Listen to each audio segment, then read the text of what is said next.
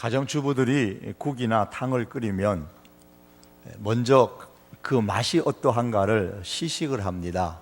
그렇지 않습니까? 한 냄비의 그 국 맛을 통째로 다 마셔봐야만 이만하면 되겠구나, 그런 주부는 아무도 없습니다.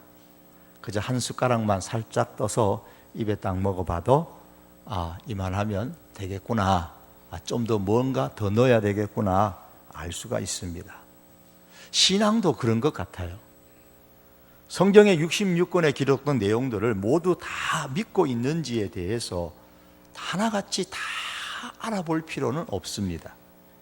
한 숟가락의 국맛이 전체의 국맛을 대변하는 것처럼 한 숟가락의 신앙이 그 사람의 전체의 신앙을 대변할 수 있다고 봅니다. 그 한 숟가락의 신앙이 무엇일까요? 저는 부활이라고 생각합니다. 예수님의 육체적 부활을 참으로 믿는 사람은 성경을 어디를 펴도 읽어도 믿을 수가 있습니다. 하나님께서 세상을 창조하셨다는 사실도 믿고, 홍해가 갈라졌다는 사실도 믿고, 여리고가 전쟁 없이 무너졌다는 사실도 믿고, 예수님의 동정녀 탄생, 예수님의 재림도 다 믿습니다. 그러므로 예수님의 육체적 부활에 대해 어떤 신앙을 가지고 있는가가 대단히 중요합니다. 예수님의 십자가의 사건에 대하여서, 예수님의 부활에 대하여서 사람들은 여러 가지로 이야기를 합니다. 그 여러 가지로 이야기하는 이유는 그만큼 중요하기 때문이기도 합니다. 참 진짜에는 가짜가 많은 것처럼 말입니다. 어떤 사람은 말합니다. 예수님께서는 죽지 않고 기절했다가 깨어났다라고 말하는 사람도 있고, 혹은 제자들이 빌라도에게 혹은 로마 그 병정들에게 뇌물을 주고 밤에 몰래 예수님을 십자가에 끌어내 가거나 혹은 무덤에서 데리고 나가서 예수님이 부활했다고 헛소문을 제자들이 퍼뜨렸다라고 말하는 사람들도 있습니다. 7세기에 쓰여진 무슬림의 코란에서는 예수님이 십자가에서 도망쳐서 인도로 도망갔다라고 주장하기도 하고, 깔바르트를 비롯한 자유주의 신학자들 가운데서는 예수님의 부활을 설명하기가 곤욕스러워서 예수님은 십자가 위에서 너무 피를 많이 흘려서 탈진을 했다, 탈진해서 기절했는데 무덤에 들어가서 시원하니까 거기서 다시 깨어났다라고 말하기도 합니다. 결론적으로 말해서 예수님께서 다시 나타난 것은 기적적으로 부활한 것이 아니고 우연히 기절했다가 소생한 것에 불과하다라고 말하기도 합니다. 1992년 오스트레일리아 여류학자인 바바라 시어리낭이라는 사람은 예수와 사회 사본의 수수께끼라는 책을 썼는데, 거기서 예수님의 기절론을 다시 사용을 했습니다. 그리고 1982년에 나왔던 성배와 성년이라는 책에서는 예수님의 측근들이, 즉 제자들이겠죠, 빌라도에게 뇌물을 주고 예수님을 죽기 전에 십자가에서 내려 데리고 갔다라고 그렇게 말하기도 합니다. 또한 우리가 과거에 영화로도 나왔던 다빈치 코드라는 곳에서는 예수님께서 무덤에서 죽지 않고 살아나와가지고 막달라 마리아와 결혼을 했다, 그리고 자녀도 낳고 그 유골들이 지금도 발견된다, 그렇게 이야기하기도 합니다. 지금까지 나왔던 성배와 성렬, 다빈치 코드, 잃어버린 예수의 무덤, 이런 여러 책들을 통해서 예수님을 반대하는 사람, 부활을 믿지 않는 사람들은 예수와 막달라 마리아의 결혼설을 부추기면서 기독교의 근본 신앙인 부활을 부정하기도 하고, 예수님의 도둑설 혹은 기절설 등을 얘기하면서 예수님의 부활을 부정하곤 합니다. 또한 그 반면에 예수님의 십자가의 사건을 두고서 다른 하나는 성경이 말씀하는, 기독교가 말하는 것처럼 예수님께서 죽었다가 다시 살아서 사람들에게 나타났다고 말하는 사람들이 있습니다. 우리가 바로 그렇습니다. 윌리엄 에드워즈라는 박사는 미국 의학협회 저널에 기고한 논문에서 예수님의 죽음에 대해 이렇게 결론을 지었습니다. 예수님의 죽음에 대해, 부활에 대한 의학적 관점에서 증명을 쭉 해내려왔습니다. 쭉 증명을 하면서 결론에 가서 이렇게 얘기하는 거예요. 역사적 의학적 증거들을 살펴볼 때 예수는 창의 허리를 창에 찔리기 전에 분명히 죽어 있었다. 따라서 예수가 십자가 위에서 죽지 않았다는 가정에 기반한 모든 해석들은 현대의학적 관점에서 볼 때에 잘못된 주장이다, 이렇게 결론을 내렸습니다. 여러분, 부활이 없으면 기독교가 없습니다. 구원도 없습니다. 우리의 믿음도 헛것이고 우리가 드리는 예배도 헛것입니다. 왜냐하면 성경은 이렇게 말씀합니다. 그리스도께서 다시 사신 것이 없으면 너희의 믿음도 헛되고 너희가 여전히 죄 가운데 있을 것이요 라고 했기 때문입니다. 그렇기 때문에 사단은 예수님이 이 세상에 오셨을 때에 어떻게 하든지 십자가를 지지 못하게 하려고 무던히로 애를 썼는데 결국은 실패하고 예수님께서 십자가를 지고 나니까 그 다음에 사단의 전략이 뭐냐면 어떻게 하든지 예수님의 부활을 부정하는 쪽으로 사람들을 이끌어가기 시작했던 것입니다. 오늘 본문의 내용은 사복음서에 다 나오는 예수님의 부활 현장을 우리에게 소개하고 있는 말씀입니다. 사복음 속에 모두 다 예수님의 부활 사건을 기록하고 있는데 저자가 보는 관점에 따라서 조금씩 다르게 기록을 합니다. 오늘 이 말씀을 보면서 예수님의 부활 현장 속에서 오늘 우리들에게 최초의 예수님의 부활의 현장을 우리가 보면서 우리들에게 주는 교훈이 무엇인가를 말씀을 통해서 살펴보기를 원합니다. 마태복음의 이 저자는 단지 두 명의 여인, 즉 막달라 마리아와 다른 마리아가 예수의 무덤을 보기 위하여 왔다, 그렇게 기록하고 있지만 또 다른 복음서에서는 마태복음보다는 더 많은 여인을 기록하기도 하고 또 예수님의 무덤을 찾았다라고 기록하기도 합니다. 그런데 이 사복음서에서 똑같이 공통적으로 말씀하고 있는 것 중에 하나는 바로 여인들입니다. 예수님의 부활을 가장 먼저 첫 증인으로서 등장하는 인물들이 바로 여인들입니다. 오늘 본문에서는 막달라 마리아와 다른 마리아라고 말씀하고 있습니다. 여러분, 여인들이 예수님의 부활의 첫 증인이었다 그러는데 아마 여러분들은 마음에는 아무 충격이나 감동이 없으실 거예요. 아, 그렇구나. 그거 알고 있는 내용인데 아마 그랬을 겁니다. 우리가 지금 이 말을 듣기에는 별 관심거리가 아닐지 모르지만, 충격이 아니겠지만 그 시대의 배경에서 대단히 충격적인 사건이에요. 왜냐하면 구약과 유대교 법에서는 여자를 증인으로 세우는 법이 없기 때문입니다. 그런데 하나님께서 정말 성경에서 중요하고도 또 중요하고도 중요한 예수님의 부활을 증명함에 있어서 여인들을 처음으로 증인으로 삼으셨다는 거예요. 이걸 볼 때에 하나님께서는 연약한 자를 세워 강하게 하시는 모습을 볼 수가 있습니다. 인간적인 관점에서 보면 내가 좀 못났다고 생각하더라도 우리는 낙심할 필요가 없습니다. 하나님께서 쓰시기를 원하시면 우리는 넉넉하게 주님 손에 붙들려 쓰임 받을 수가 있습니다. 예수님을 늘 따르는 남자 제자들도 많이 있었잖아요. 가룟 유다를 빼더라도 11명의 제자가 있었고 70명의 예수님의 그 외의 제자들 가운데도 많은 남자들이 있었을 겁니다. 그런데 그 많은 남자들이 있었음에도 불구하고 어떻게 하나님께서는 그 당시의 사람들의 생각을 훨씬 뛰어넘어서 여인들을 가장 중요한 부활의 첫 증인으로 세우셨다는 것, 대단히 놀라운 일입니다. 연약한 자를 세우셔서 강하게 사용하시는 하나님을 우리는 이 말씀을 통해서 찬양하지 않을 수가 없습니다. 그런데 이 여인들이 예수님을 찾아간 때가 새벽이다 그랬습니다. 본문 1절에 안식일이 다 지나고 안식 후 첫날이 되리는 새벽에 막달라 마리아와 다른 마리아가 무덤을 보려고 갔다 그랬습니다. 우리가 오늘 예수님의 부활의 현장을 보면서 살펴보려고 하는 것이 바로 이 새벽에라는 거예요. 조선 후기의 학자였던 다산 정약용의 제자 가운데 황상이라는 사람이 있었습니다. 정약용이 아꼈던 많은 제자들 중에서도 가장 아끼고 사랑했던 제자 중에 한 사람이었습니다. 다산이 유배를 간 적이 있었는데 그 유배 간 이듬해에 한 주막집 골방에서 머무는 중에 그때가 1802년 황상의 나이는 15살이었습니다.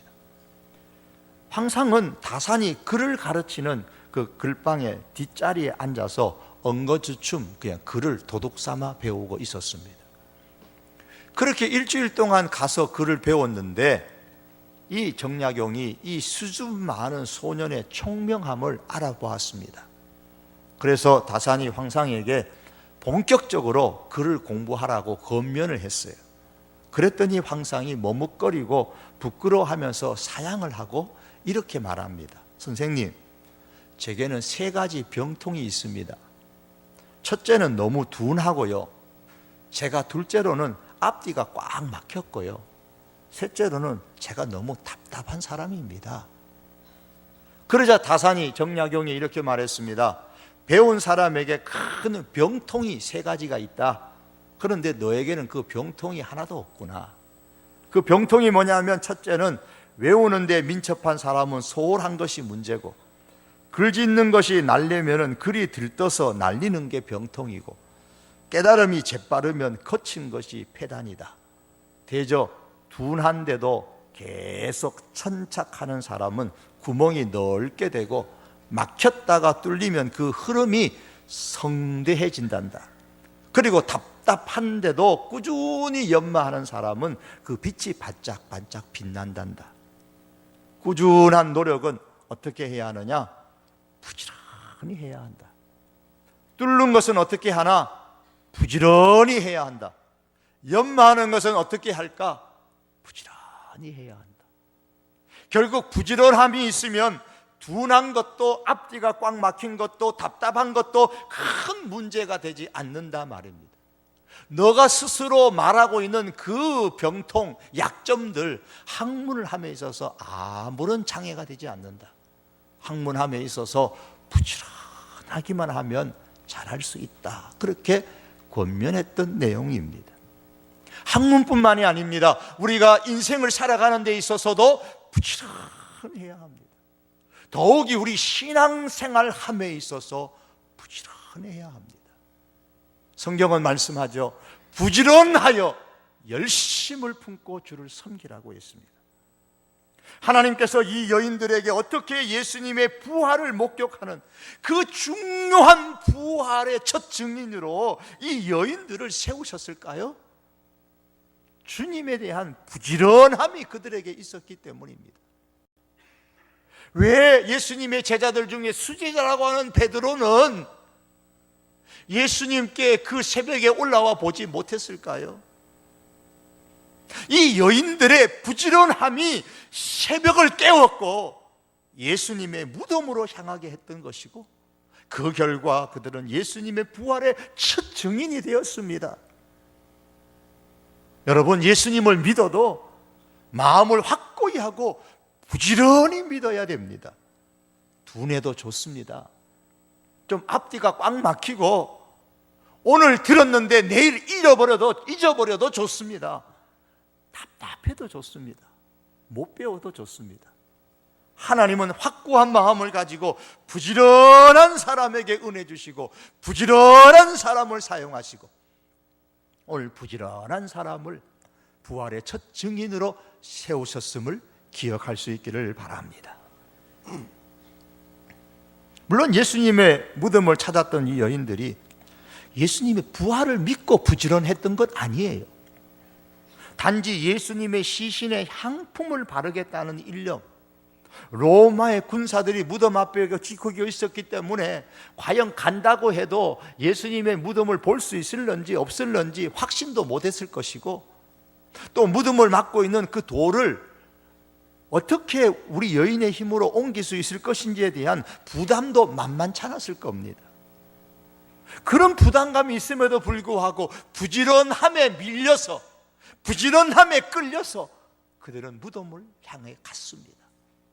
어두컴컴한 새벽에 보는 그 무덤을 막고 있는 돌, 또 그 돌을 지키고 있는 로마의 군사들, 이 모든 것들이 무덤을 찾아가는 여인들에게는 너무 부담스러운 상황이었을 겁니다. 하지만 비록 그런 부담이 있더라도 그냥 가만히 넋놓고 앉아 있을 수만은 없다는 것이 이 여인들의 마음이었습니다. 그래서 예수님의 무덤에 찾아가서 향품이라도 바르고 와야 위로받을 수 있을 것 같아서, 그래서 그들은 부지런히 서둘러서 새벽에 예수님의 무덤을 향해 갔습니다. 한편으로는 여러 가지 부담감으로 안식 후 첫날인 주일 새벽에 예수님의 무덤을 찾아가는 이 여인들이 적잖은 아픔과 절망이 있었을 겁니다. 왜냐하면 그들은 십자가에 죽은 예수님을 찾으러 갔기 때문입니다. 1절 하반절에 보니까 그들은 무덤을 보려고 갔다고 했습니다. 즉 살아나신 예수님을 만나기 위해서 간 것이 아니라 죽은 예수님의 시신이 안치되어 있는 무덤을 보려 갔습니다. 5절에 보면 여인들은 만났던 천사가 말합니다. 천사가 여자들에게 말하 이르되 너희는 무서워하지 말라. 십자가에 못 박히신 예수를 너희가 찾는 줄을 내가 아노라. 뭘 안다고요? 십자가에 못 박히신 예수님. 그래서 지금 무덤에 안치되어 있을 그 예수님을 찾으러 지금 이 여인들이 왔다는 거예요. 그걸 천사들이 안다는 겁니다. 이걸 보면 이 여인들의 믿음이 그렇게 부활을 믿고 뭐 대단한 믿음은 아니었잖아요. 부족함이 많아요, 그들의 믿음에. 하지만 믿음에 부족함이 많아도 부지런히 새벽에 일어나 주님 찾아가니 주님께서 그들을 귀하게 여기셨고 하나님께서는 그들을 부활의 첫 열매로, 첫 증인으로 세우셨습니다. 사랑하는 성도 여러분, 오늘날에도 보면 예수님을 찾기는 하지만 이 여인들처럼 무덤에 갇히신 예수님, 십자가에 죽은 예수님을 찾는 사람들이 있습니다. 그래서 어떻게 하든지 예수님의 유골을 발견해 보려고 혈안을 되어져 있고, 조그마한 근거가 있다 싶으면 대문짝하게 붙들려 가지고 예수님의 부활한 것이 아니다라고 그렇게 기절이나 도둑설이나 뭐 등등의 이야기를 많이 합니다. 여러분, 그런 사람들의 말에 유혹되지 않기를 바랍니다. 천사가 말한 바와 같이 십자가에 죽은 예수님을 찾는 한 그 사람에게는 무덤을 향해 왔던 여인들처럼 별 희망이 없을 거예요. 한숨과 슬픔과 무서움만 있습니다. 우리 기독교의 신앙은 십자가에 죽은 예수님이 분명히 소중하지만, 그러나 십자가에 죽은 예수님을 찾기 위해서 오는 종교가 아닙니다. 그것을 넘어서야 됩니다. 십자가에 죽은 예수님을 찾으러 온 여인을 향하여 천사가 말합니다. 6절입니다. 그가 여기 계시지 않고 그가 말씀하시는 대로 살아나셨느니라. 와서 그의 누우셨던 것을 보라. 와서 그의 누우셨던 것을 보라고 했습니다. 살아나셨다라는 말씀입니다. 그가 살아나셨느니라 그랬어요. 살아나셨기에 지금 이 무덤에 없다는 말입니다. 어떻게 살아나요? 영적으로 살아난 것이 아니라 육체적으로 살아나셨습니다. 예수님의 부활을 믿는다고 말하는 사람 가운데 그런 분들이 계세요. 예수님이 육체적으로 부활한 게 아니고 그냥 우리 마음에 정신적으로 부활한 거다. 아닙니다. 예수님은 그냥 영적으로 부활하고 정신적으로 우리 마음에 부활한 것이 아니라 육체를 가지고 예수님께서 부활하셨습니다. 오늘 성경은 그것을 우리에게 말씀합니다. 예수님께서 부활하신 이후에 제자들에게 말씀하지 않았습니까? 영은 살과 뼈가 없지만 나는 살과 뼈가 있다 그러셨어요. 예수님께서 자신의 부활은 육체적인 부활이라고 말씀하셨습니다. 천사는 이 사실을 강조하기 위해서 와서 그의 누우셨던 것을 보라 그랬습니다. 예수님의 시신이 누워있던 바로 그 자리를 직접 와서 보라는 겁니다. 다시 말합니다. 육체로 부활하신 예수님을 믿으라 그 말이에요. 그런 의미로 그가 누우셨던 곳을 보라고 했던 겁니다. 너희가 십자가에 죽은 예수님을 보러고 왔지? 아니다. 예수님은 살아나셨다. 예수님께서 육체적으로 부활하신 것을 믿지 못하겠지? 와서 직접 너희 눈으로 예수님의 시체가 누워있던 것을 보라는 겁니다. 시신이 없는 빈자리이지 않느냐라는 말이에요. 이것을 의심 없이 믿는 사람이 복 있는 사람들입니다. 사랑하는 성도 여러분, 이 육체적인 예수님의 부활은 오늘 우리와 너무나도 밀접한 관계가 있습니다. 예수님께서 육체적으로 부활하셨기 때문에 우리들도 이제 예수님 안에서 육체적인 부활을 소망하면서 우리가 살 수 있는 겁니다. 성경이 말씀합니다. 아담 안에서 모든 사람이 죽은 것 같이 그리스도 안에서 모든 사람이 삶을 얻으리라. 여기서 삶을 얻는다라는 말씀은 고린도전서 15장이 부활장이에요. 앞뒤의 문맥이 부활과 연관된 말입니다. 예수 그리스도 안에 예수님을 믿는 사람에게는 모든 사람들이 부활의 삶을 얻을 것이라는 말씀입니다. 이 말씀을 그대로 믿는 은혜가 우리들에게 있기를 바랍니다. 와서 그 누우셨던 것을 보라고 했던 천사는 이제 마지막으로 다시 한 번 더 여인들에게 말합니다. 7절의 말씀입니다. 또 빨리 가서 그의 제자들에게 이르되 그가 죽은 자 가운데서 살아나셨고 너희보다 먼저 갈릴리로 가시나니 거기서 너희가 배우리라 말하라. 보라 내가 너희에게 일렀느니라 하거늘. 천사가 여인들에게 먼저 와서 보라 그랬어요. 이 명령은 예수님의 육체적인 부활을 믿으라라는 말입니다. 와서 보고 믿으라는 거예요. 무서워하지 말고 믿으라는 겁니다. 와서 보라 그리고 믿으라 그 말입니다. 와서 보라고 했던 천사가 이제 이 여인들이 와서 보니까 와서 본 그 여인들을 향하여 다시 말합니다. 이제 빨리 가서 말하라. 이게 7절의 말씀이에요. 빨리 무덤을 떠나가서 빨리 가서 말하라는 겁니다. 이 명령은 천사가 두 여인에게 했던 말이지만 천사의 말이 아니라 성경을 기록하신 주의 영 하나님의 명령입니다. 예수님의 육체적 부활을 빨리 가서 알리라는 것은 부활을 알리는 것은 부활의 복음을 전하는 것은 지체할 사항이 아니라는 말씀입니다. 예수님의 부활은 긴 회의를 하고 오랜 시간 동안 만반의 준비를 다 갖추고 난 뒤에 전할 내용이 아니다라는 말씀입니다. 어느 겁 많은 기사가 여행을 준비했습니다. 그 기사는 여행길에서 겪을 수 있는 모든 문제에 대비해서 철저하게 준비했습니다. 가다가 전쟁이 일어날지 모르니까 싸울 줄 모르니까 전투를 할지 모르니 검과 투구도 있어야 되겠다. 그래야 기사로서 폼이 나니까 이제 검과 투구를 갖고 햇볕에 피부가 너무 타거나 상할 수 있으니까 타지 않도록 연고도 준비하고 밥을 지어 가다가 먹어야 하니까 장작을 팰 도끼와 또 잠을 자야 되니까 천막, 또 천막 안에 깔 양탄자, 또 냄비, 밥해 먹을 반찬 담을 접시 여러 개, 또 말을 타고 가야 되니까 말에게 먹일 사료, 생활에 필요한 여러 가지를 다 철저하게 준비했습니다.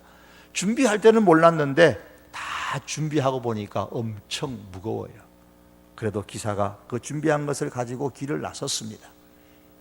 길을 한참 가다가 이제 나무 다리를 만나서 그 다리를 건너갈 즈음에 너무 짐이 무거워가지고 다리가 그냥 견디지 못해서 무너지고 말았습니다.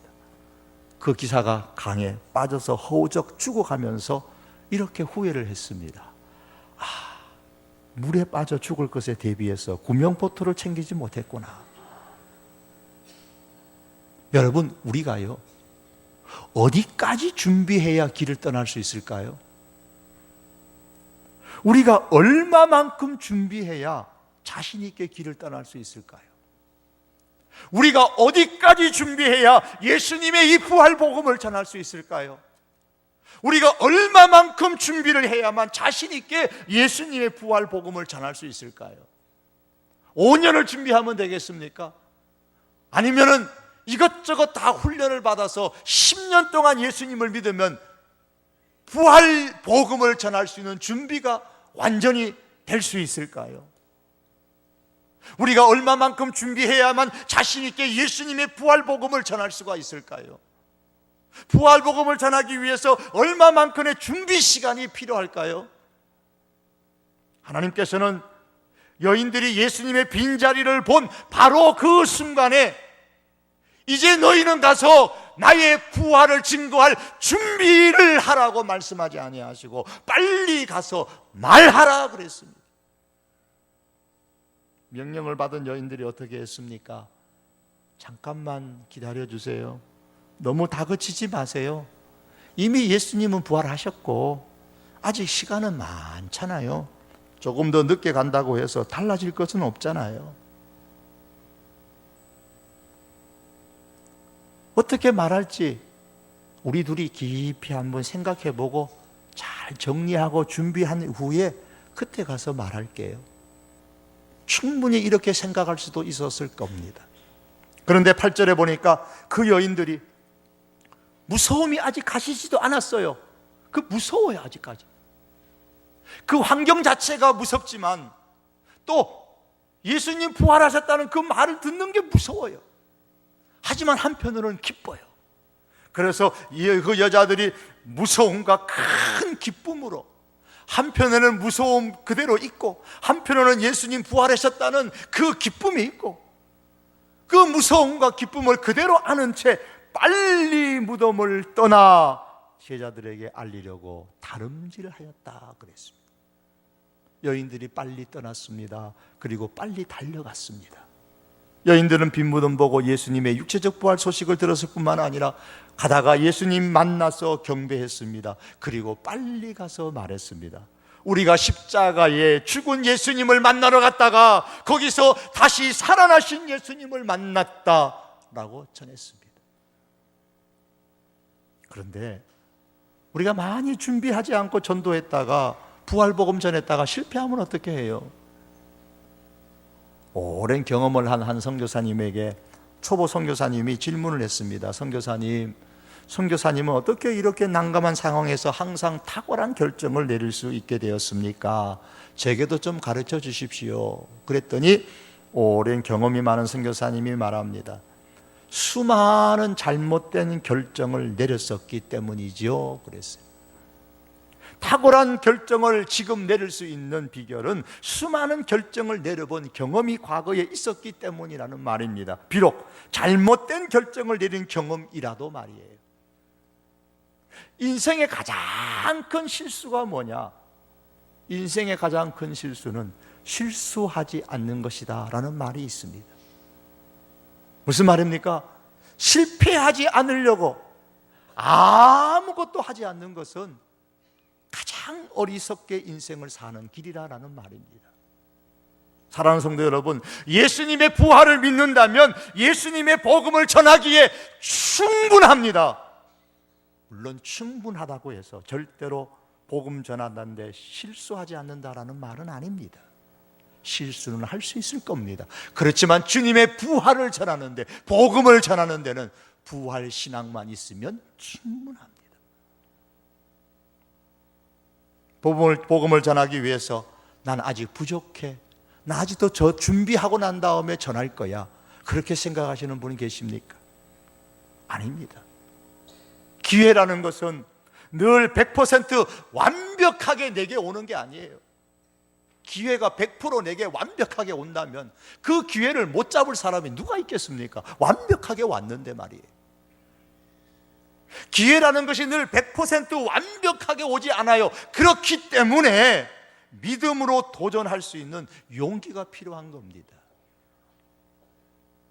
기회가 80% 정도만 내게 왔다면 나머지 20%는 믿음의 용기를 가지고 채워서 그 기회를 내 것으로 만들어야 되는 겁니다.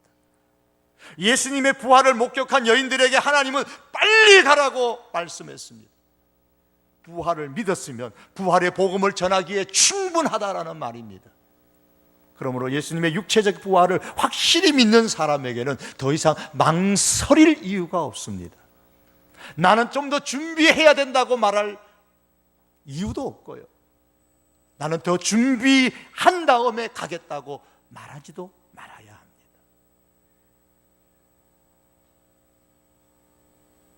복음을 전할 100% 완벽한 기회를 만들기 위해서 더 준비하려고 시간을 낭비할 이유도 없습니다.